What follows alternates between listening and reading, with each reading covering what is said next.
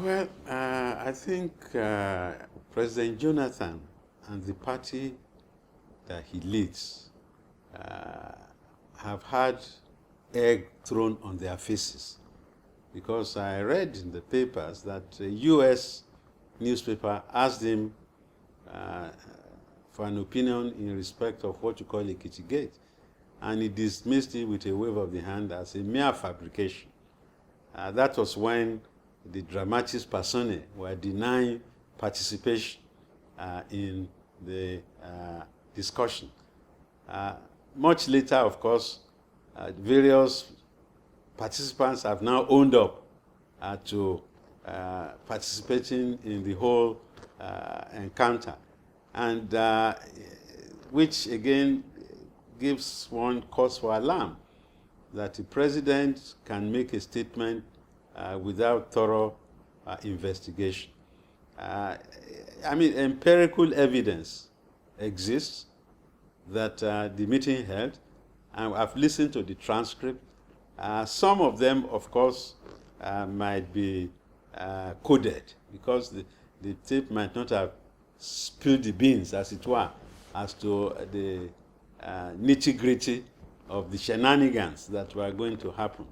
But you know, in law, we have what you call circumstantial evidence. Okay? The ordinary man will say, the witch cried yesterday, and this child died this morning. Who did not know that the witch had something to do with the death of the child? Fayose's victory at that election is not only spurious, I've called it mysterious. And I confronted him during the confab. I ran into him in Abuja at an Amala joint. And I asked him, I said, Ayo, how did you wangle that election in Ekiti State? And he told me, Prof, he said it's the hand of God. I said, hand of God? You mean the finger of God? A la Maradona? He said, no, he said, it's God that made it happen.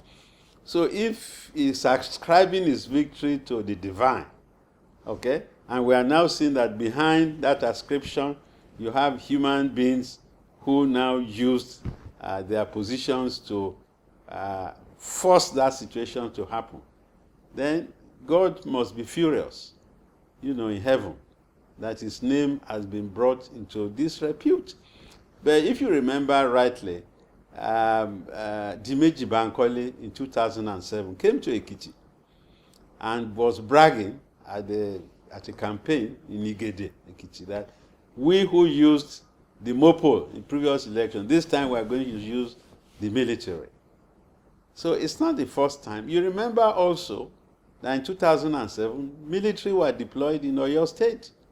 And you remember Oyinlola then, of the PDP, was saying, when in Osun State, he said the Osun people should be thankful that he was no longer a brigade commander, that could have brought soldiers to do all sort of mayhem. And we saw pictures on the net of soldiers, you know, almost attempting to shoot a man that he held down, if you remember that footage. So that is why many of us are not too happy with the deployment of the threat to deploy troops.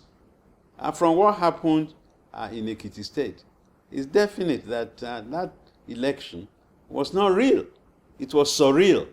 And for me, the Nigerian Army has suffered a dint, you know, of degradation in its respect, in its integrity, and it has a chink on its armor, you know. And the Nigerian military, they have a duty to retrieve their reputation, that they are professional, they are non-partisan, and they owe allegiance to the Federal Republic of Nigeria and not to a ruling party.